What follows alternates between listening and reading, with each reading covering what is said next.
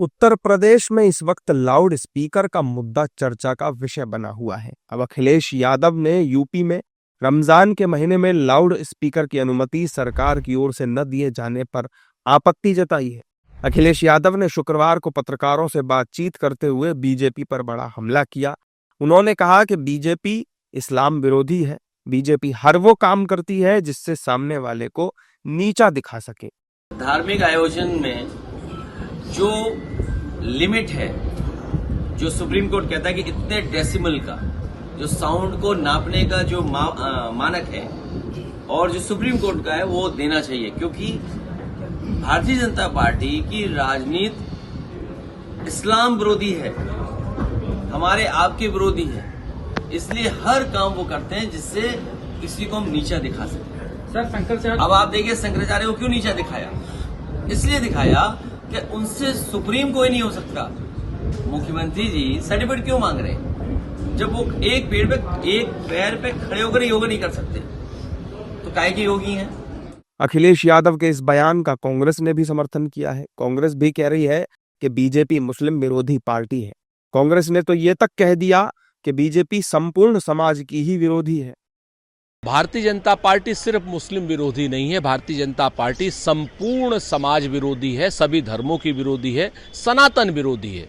चूंकि नकली सनातनी आज की डेट में असली सनातनियों से प्रमाण पत्र मांग रहे हैं।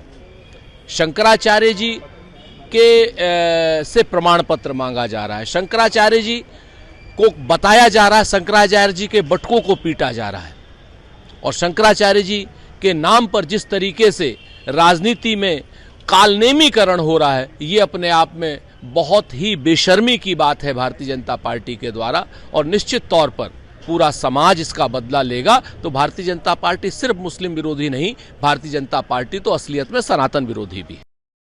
अखिलेश यादव के इस बयान पर बीजेपी की भी प्रतिक्रिया आई। बीजेपी की माने तो अखिलेश भाषा की मर्यादा भूल गए हैं। 2007 में तो इन्हीं के समर्थित केंद्र में सरकार थी साहब, उसने क्यों रामलला को काल्पनिक बता दिया था? प्रभु श्री राम सनातनियों के आस्था के प्रतीक है। सुप्रीम कोर्ट में एफिडेविट कर दिया कि रामलला काल्पनिक है, रामायण नाम का कोई ग्रंथ ही नहीं है, वो कॉमिक बुक बता दिया था रामायण को। और अखिलेश यादव के पिताजी, इनकी ही समाजवादी पार्टी की सरकार थी जब कार सेवकों के खून से सरजू को इन्होंने गोली चलाकर लाल कर दिया था। कार सेवकों के सीने पे गोलियां मारी गई थी। कौन कोठारी बंधुओं के त्याग को भूल सकता है? तो ये तो हिंदू विरोधी नहीं, जिस तरीके से किस समय नादिर शाह आया करता था, सनातनियों पे अत्याचार करता था, मोहम्मद गजनवी आता था। दरअसल ये बयानबाजी इसलिए हो रही है क्योंकि सपा विधायक कमाल अख्तर ने यूपी विधानसभा में रमजान के महीने में लाउड स्पीकर लगाने की अनुमति मांगी थी, लेकिन यूपी सरकार ने इस मांग को सिरे से नकार दिया था। अब इसे लेकर ही अखिलेश ने बीजेपी पर निशाना साधा है।